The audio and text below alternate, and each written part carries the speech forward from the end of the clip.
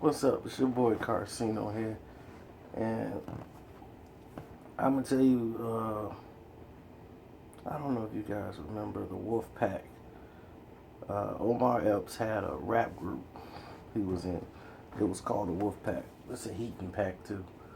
I didn't get popped in the neck yet, but yeah, Omar Epps is in the Wolf Pack. That was his rap group at the time. Cause back when he was filming Juice, he was flowing too, right along with Pac. You know, they was both spitting, going back and forth. Pac like, oh, dude, you sick. You know, like he got some skate. So he always, respected him and did his thing and all that. So Omar Epps started putting his own money into making records. He wanted to be a rap artist too. And a lot of people didn't even know that. And he was he really got his respect because he battled like Fredro Starr. It wasn't like a setup, like a battle. You know, it was like a cipher and people going back and forth. But he beat Onyx and he beat Sticky Fingers. You know, and it wasn't like people were like, oh man, he was going back and forth. But when it was over, people was like, oh my Epps had the rawest verse, son. He straight slayed them, son. I ain't know Omar Epps could rap all man, son. So he had been hanging out on the East Coast a lot because he was filming and he was rapping all the time and writing rhymes. So he got a little ahead of himself. Somehow made his way to San Francisco. I think he was doing Love and Basketball at the time. And during that period, I don't know if it was a transition or of him being overworked or just with lines, but he was spitting again and got in a cipher. And one guy just happened to be coming along. Name just happened to be King Los. And King Los just murdered his dreams of becoming a rapper. He said, oh, wow. Like, I thought I was cold. This dude just slayed me. And when they was filming Juice, Pac was the one that really gave him the motivation to keep rapping. Because Pac could freestyle forever. He could make a 3-hour freestyle if he wanted to. Pac could just go and just talk about anything in the day and just rhyme it. It's like conversation, just full of energy. And when Omar Epps rap, it's more scientific. So when he hear things, it's about opening your mind, you being blinded to stuff, unveiling. That's mostly his delivery. And what King Los did was show him, okay, this is the next step. This is the next level. You're here. I'm here. And he took it there. And when he took it there, I mean, he showed Omar Epps something. That type of wordplay, he was like, geez, this dude's for real. And I read in Omar Epps in Las Vegas. He was at the Floyd Mayweather fight. And I think it was 2006. Either Zav Judah or Carlos Baldomir. And Omar Epps was out there. And I told him, I said, who's the best rapper, in your opinion?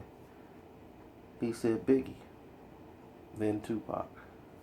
And he said, I'm not jocking him. He said, there is. But it's a guy on the West Coast doing his thing. And that's all I'm going to say. But, yeah, King Los is the one that got to him. If anybody know Los, you hit him up and ask him about it. He gave him the business.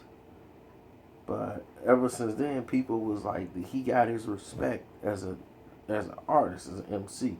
He was battling other cats on the West Coast and made his craft stronger.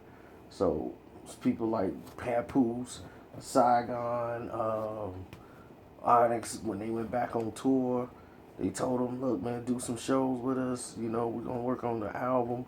We'll work with you, you know, anything you need. You know, and that's how people was growing back then. People were willing to help each other to get better. It wasn't like I'm dissing you just to break you down so I could feel good about myself. It was okay. Now listen to this. Boom, boom, boom, boom, boom, and it showed Omar Epps basically, okay, I gotta step my game up. Now I'm gonna step it up. Now I'm gonna do different things. I can have different flows. I can make different type of records. They all don't sound the same. So I'm just not some battle rapper, you know. And you gotta have that concept. You know, Sticky Fingers got typecast for being the rugged, raw guy with the crazy one eye and his sticky fingers. The SAIN, the AG, crazy. But his wordplay was sick when he actually was rhyming and he actually had concepts and tried them out with the like Dirk Jones album with all the songs being one story. You know, all the songs equaled up to one story, but what killed that album is that he had a lot of skits. And back then, rappers was getting over with using skits to cover up dead time so they don't have to go in the studio and make the songs. I'm like, all the time you made on that useless skit, you know, you could have just made a song to fill up the album. They just fillers. You know, NWA really brought that into prominence with the skits. And then, you know, they had one little music break session on the album. I'm like, I don't want to hear you take a break on the album. I want to hear you rap on the album. That's what I'm paying you for. I'm not paying you to take a break. So that's how that story went with Omar Epps. And right now you could probably Google him and get all his music, and he's trying to put out an album. He's been trying for a minute, but he keeps second guessing himself, I guess. You know, I don't know if he dropped it yet or whatever, but I know he got skills and I know he can rhyme. And he's gotten better and stronger. So, and just being around different minds too help you grow not only as a person but as an artist. It helps you build your craft. And I did get a lot of y'all messages. People was like, I want to hear more about Chicago beefs. We'll do some, but some we won't touch because it's mostly gangs, you know, and I don't want to get involved in that. People been smoked. There's so many Chicago rappers dead just for something they put on Twitter. You know, it's crazy out there. You know, to y'all and around the world, y'all call it Chirac. We don't call it Chirac at all. People got names for certain blocks. They got names for certain gangs. You know, you the GDs, the BDs, the Moles. You know, they still out there warring. Somebody's still getting it and getting shot. And these are young kids doing the murders. This is a 20-year-old kid getting killed by a 13-year-old kid. 15-year-old's killing a 5-year-old accidentally. You know, these are young kids killing people. High school kid kill another kid over something. Man, it's real beef and like real stuff going on in the streets over dumb stuff, and I don't like to glorify that. You know, that's why I just like don't talk about it. So that's why I don't really talk about like what's his name. Well, forget it. Let's stop this, and then I'll do another video and address that.